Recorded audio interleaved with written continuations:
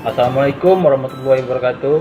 Saya Indra Gunawan dari kelompok 3 ingin menjelaskan tentang penggunaan metode Hopeful untuk mencari laju aliran air pada pipa distribusi air PDAM.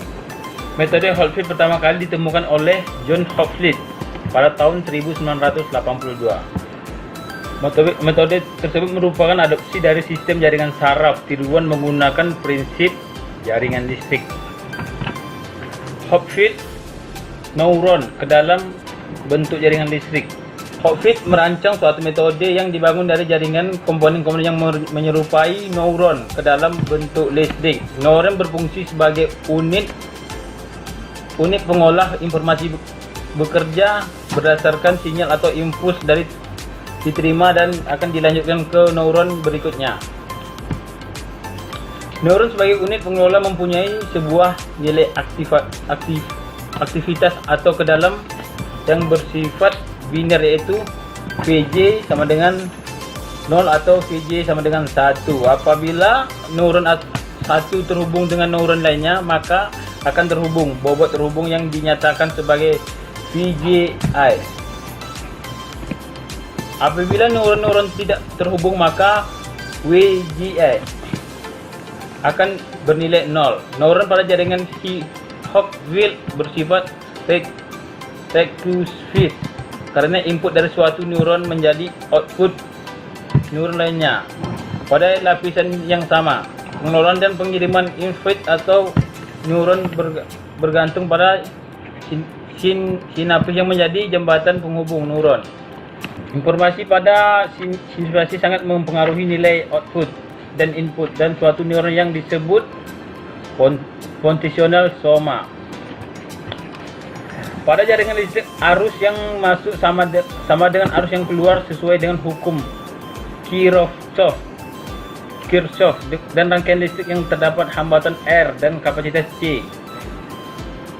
Berlaku hukum OHM yang menyatakan tegangan merupakan arus listrik yang mengalir dikalikan dengan hambatannya. Sekian dari penjelasan saya, selanjutnya akan dijelaskan oleh teman saya. Sekian, terima kasih. Perkenalkan, nama saya Andre Sitorus. Di sini saya akan menjelaskan tentang studi kasus yang kami buat dan bagaimana cara penyelesaiannya menggunakan metode Hopfield. Ya, di sini teman-teman boleh lihat pada gambar tertera gambar jaringan distribusi pipa pada air PDAM di Jalan Sepakat 2. Yang mau kita cari di sini adalah laju air di setiap segmen, setiap pipa pendistribusian yang ada. Nah, yang pertama yang harus kita cari adalah seberapa laju dari titik 1 ke titik 2. Ya, titik 1 ke titik 2, titik 2 ke titik 3 itu disebut adalah segmen pipa. Jadi yang pertama kita harus cari berapa kecepatan dari segmen pertama ini seterusnya sampai segmen yang terakhir. Nah, untuk mengetahui laju dari segmen 1 ini, kita menggunakan metode Hazen-Williams untuk persamaannya. Nah, kita pertama mencari persamaan menggunakan Hazen-Williams. Nah, bagaimana ketentuan dari Hazen-Williams katakan? Untuk Hazen-Williams katakan untuk mencari laju aliran air dari titik pipa I ke titik pipa J. Nah, kita kan mau cari laju air dari titik pertama ke titik kedua. Nah, berikut adalah rumus yang bisa kita pakai menggunakan Hazen-Williams. Teman-teman boleh lihat di sini. Ini adalah ketentuan awal tentang Hazen-Williams. Nah, saya akan jelaskan sedikit. Di sini ada kode-kode itu QIJ, CH, DIJ, LIJ, Y, ZI, dan ZJ. Ya, QIJ ini adalah laju air dalam segmen pipa. Nah, yang mau kita cari pertama adalah segmen 1 gitu kan. Nah, segmen 1 itu terhubung dengan titik 1 dan titik 2. Jadi QIJ yang pertama kita kerjakan adalah Q1 titik 2 gitu kan.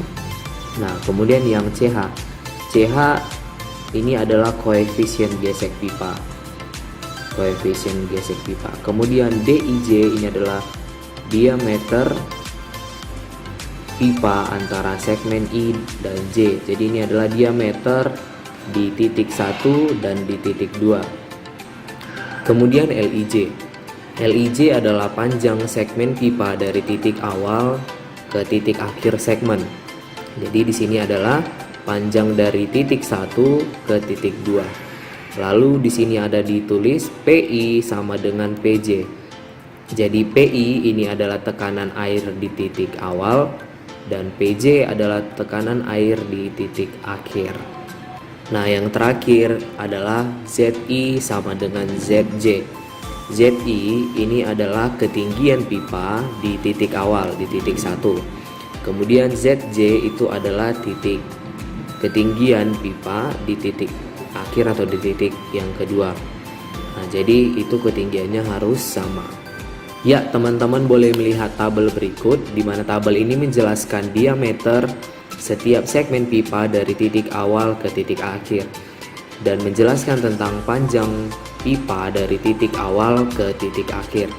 Nah, di setiap segmen ini memiliki koefisien gesek sebanyak 130. Nah, kita langsung coba cari nilai dari laju segmen pertama dari titik 1 ke titik 2. Ya, teman-teman boleh lihat di sini Q1,2 sama dengan 0,4329, ini ketentuan, dikali CH. CH tadi adalah koefisien gesek, dikali koefisien gesek, dikali dengan diameter segmen 1 dan 2 dipangkat 2,63 dikali 1 per L12. L12 ini adalah panjang diameter dari segmen 1 ke segmen 2. Lalu P1 sama dengan P2. Nah, itu segmen P ini adalah tekanan air di titik 1 itu sama dengan tekanan air di titik kedua dibagi dengan Y. Y ini adalah berat spesifik air ditambah Z1 sama dengan Z2. Z1 ini adalah panjang pipa dari titik 1 ke titik kedua. Nah, ini dikali dipangkat dengan 0,54. Nah, hasilnya teman-teman bisa lihat di sini, dan totalnya ini yang paling bawah 0,086 dan sekian. Nah, ini adalah laju dari segmen 1 ke segmen kedua. Nah, kita juga bisa coba cari panjangnya dari semua segmen, tapi di sini ada sudah tabelnya. Nah, inilah hasil semua laju besaran aliran air di setiap segmen menggunakan persamaan Hazen-Williams tadi. Nah, setelah itu kita memformulasikan hasil tadi dari setiap segmen ke dalam bentuk fungsi energi persamaan. Nah, teman-teman bisa lihat ini garis rumusnya. Ini rumus dari untuk mencari yang segmen pertama. Nah, setelah mendapatkan fungsi energi persamaan, itu selanjutnya menentukan nilai-nilai awal. Nah, teman-teman juga bisa lihat di sini untuk menentukan nilai-nilai awalnya. Selanjutnya melakukan proses iterasi pembaruan nilai dari segmen 1. Itu adalah proses iterasi, maksudnya proses looping, pengulangan sampai yang diinginkan itu tercapai. Nah, teman-teman boleh lihat ini prosesnya, pembaruan proses iterasi tadi. setelah dapat, inilah hasil dari proses iterasi yang pertama.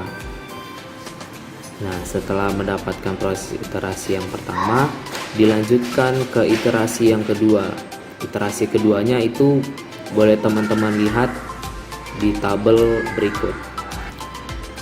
Nah, setelah melalui proses iterasi tadi, didapatlah hasil debit air, laju air pada setiap segmen pipa dengan tabel berikut. Teman-teman boleh lihat dari tabel yang tertera di gambar. Sekian penjelasan singkat dari saya. Selanjutnya akan dijelaskan oleh teman saya. Terima kasih.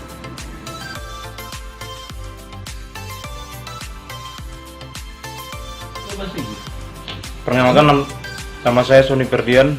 Di sini saya akan menjelaskan gambaran program dari rancangan.